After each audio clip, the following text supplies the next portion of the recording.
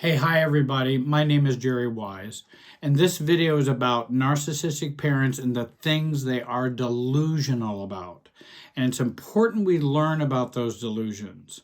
I've been working with clients for over 45 years, helping them get their family of origin out of them so they can be their true selves. First of all, I want to talk about some of these delusions. First of all, they believe you must honor, obey, respect, and love an abusive parent. That's delusional. Why should I honor, respect, and love an abusive parent? I don't think it's bad to honor, respect, and love a parent. But to love an abusive parent? That's a little tougher.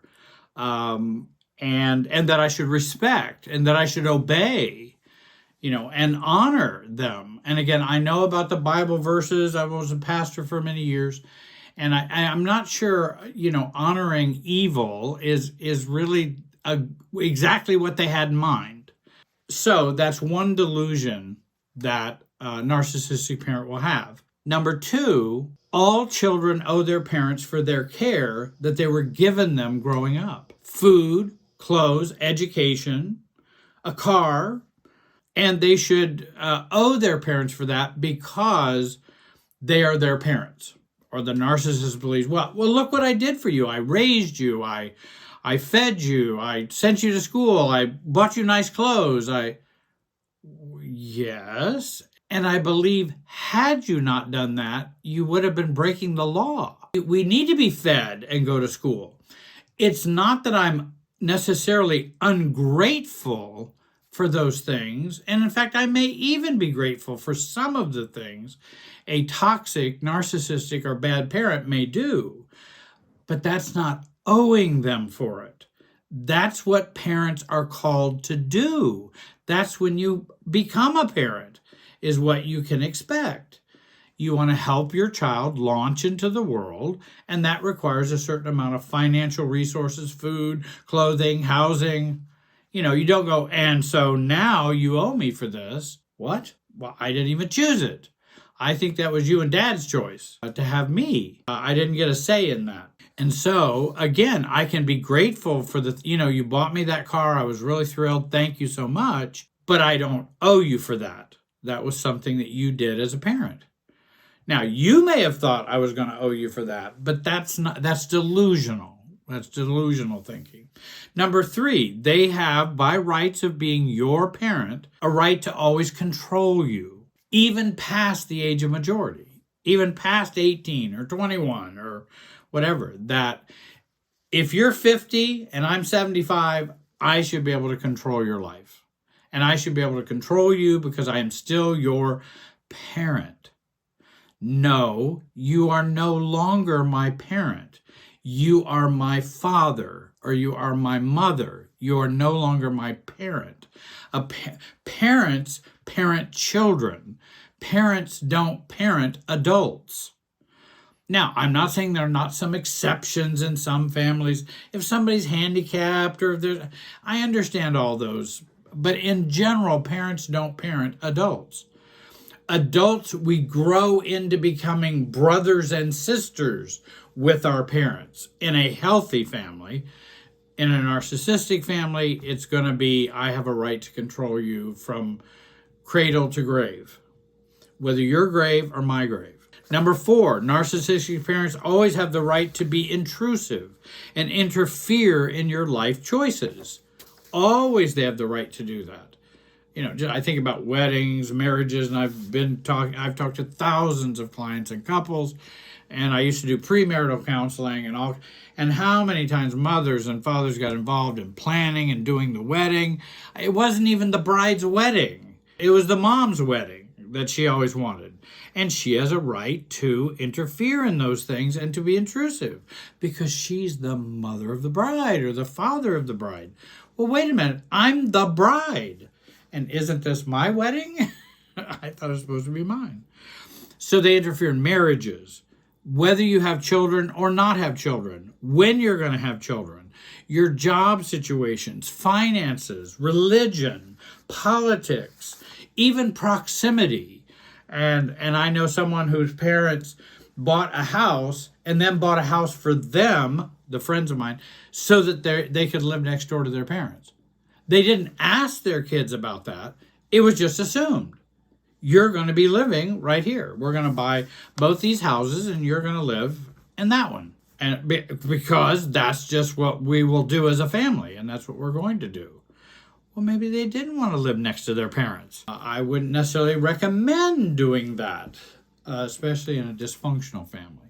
I want to mention, I've got 3 more delusions I want to share with you, but before I go there, I want to mention a program that I have available, Your New Road to Self. Take a look at it down below. Check it out. Check out the testimonies. I will never post a fake testimony on any of my websites or any marketing anywhere. Never have a fake. You see what people have been saying about the program and how it has helped them so much. This program helped me so much. Helped me to do things and to become, feel, think in ways I never thought were possible. So it's something that what's good for the goose is good for the gander. And this is a program that I have used and will continue to use the rest of my life. And it has helped me be calmer, happier, and find a more true self. So check that out. Number 5, a delusional thought of narcissistic parents. They have the right to invoke that they did their best and could not have parented any differently. Now, wait a minute. I don't know of anybody in the world who, doing your best is a pretty perfectionistic way of looking at it. I'm not saying people don't do their good enough or try to do the best they can for many things, but we all have choices and we all have, things that we can decide about our lives. Now, I understand that even unhealthy parents were affected by their unhealthy parents, and I understand that. So it's not a blame game I'm looking for. And in fact, if someone would say, well, they did the best they can. Well, first of all, Dad, I'm not blaming you for the parenting. I just don't believe there weren't other choices you could have made at times. But I'm not blaming you. I understand. Believe it or not, for me. Do you know there are ways I could have made other choices than I did in the mistakes that I've made in my life? Well, of course I could have. I didn't choose those. There were also consequences for that as well. It's not about blaming them. It's about them kind of whitewashing their responsibility. And that's where I don't want to blame them. I just want to point out the fact that, well, when you were an adult and I was a child when we were growing up. And almost that's enough said. I understand you may have had it rough. I understand there may have been lots of difficulties, but you were the adult, I was the child. To say like the enabling parent, or because I couldn't make those choices at all. Whether they would have been easy choices for you, maybe they'd have been horrible choices for you and hard. And I understand that. But you did the best you can, so shut up, son. No, delusional. 6, boundaries are irrelevant with parents in the families. In the narcissistic families, boundaries are irrelevant. We have this overlap of enmeshment that's going on emotionally. And when you have enmeshment, boundaries go out the window. When we have this kind of relationship with someone connected while being ourselves, then boundaries come into play.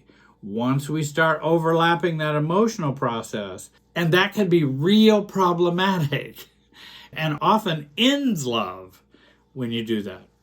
So, I'm your father. Well, we are family. Boundaries are irrelevant. Well, I understand you're my father. I never thought you weren't. Is that a statement of our relationship or a statement of guilt? Or I'm not sure, because I've known you were my father all my life and will know that the rest of my life.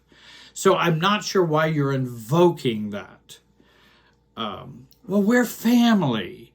So therefore, I can go take your confidential information and go share it with your narcissistic sister. Because we're family. We're just family. Boundaries out the window. No. Yeah, we are family, and a healthy family will respect one another and appropriate confidences. Number 7, parents have a right to believe you had it easy as a child because they had it much worse and will justify their abuse and mistreatment. Well, they may have had it worse. Though in some ways, when I think about it, kids today, I wonder if I did have it worse. I think it's a lot harder for kids to be kids these days with everything going on. I think it's very difficult. And they're facing challenges I never had to face. I had my own challenges. There were my own difficulties in growing up in the 60s and the 70s and during those times. But yeah, it's different today. And so I can't really say, well, I had it so much worse. But even if somebody did experience more abuse or more mistreatment, I understand that. But that never justifies giving mistreatment. Okay, my father whipped me with a belt, so I'm going to whip you with a belt. Now, he did that about every 2 or 3 days. I've only whipped you with the belt, once a week, once every other week. And so you have it so much better. Delusional. Those are delusional thinkings and rationalizations and excuses. And again, that's a delusional thought for them. So what can we do differently? How can we improve, get healthier, have some new changes in our paradigm so that we can get our family or the narcissistic parent out of us?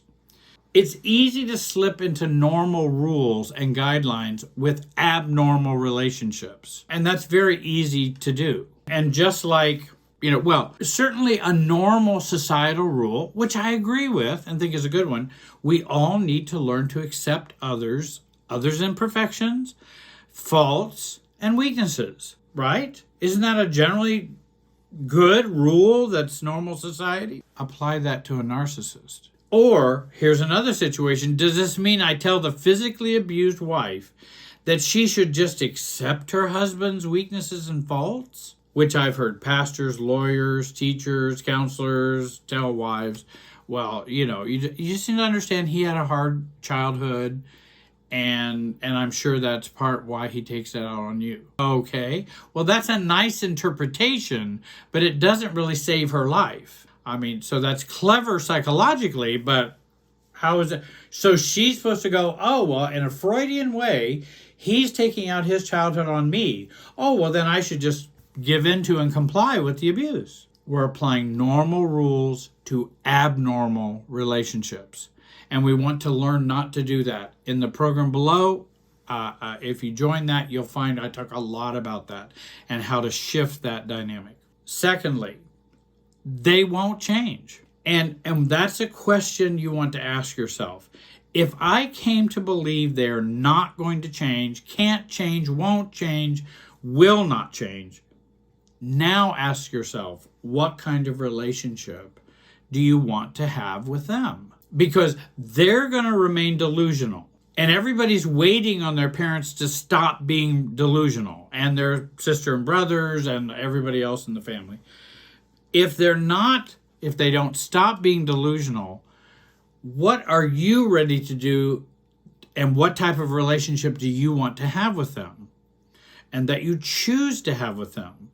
Continue on the same way, low contact, no contact, or a self-differentiated contact, and some people have chosen that, which is I'm going to stay in contact, but I want to learn to not care, to be more detached, and to see the foolishness of what's going on, while at the same time maintaining my own sense of self. And again, people can make that choice too. I think it depends on what's going on. I wouldn't tell a wife who's being physically abused by her husband, just stay in there and work on being more of a self. That's not appropriate. But there's some families that there might be narcissists that could be more appropriate. So let's not judge everybody in the same way or everybody's family in the same way. So if they're not going to change, what kind of relationship do you want to have with them? And we can give up our hopes and dreams that they will someday change or that you will change them, or the world will change them, or, Thirdly, or C, going no contact may only resolve 50 to 60% of the problem. We need the additional inner no contact, and that's what I specialize in. Now, I help people going no contact. I believe no contact sometimes is the only reasonable choice and appropriate choice. But then that doesn't end it. The person may feel relief, they may feel good, and may feel good for a while, but the family still tends to be within them. And so that's what I do to help them work on getting the inner no contact. And that's also talked about in the program. I hope you'll join. Please subscribe, comment, and like this video. I want to thank you for joining me today. Have a great day and be wise.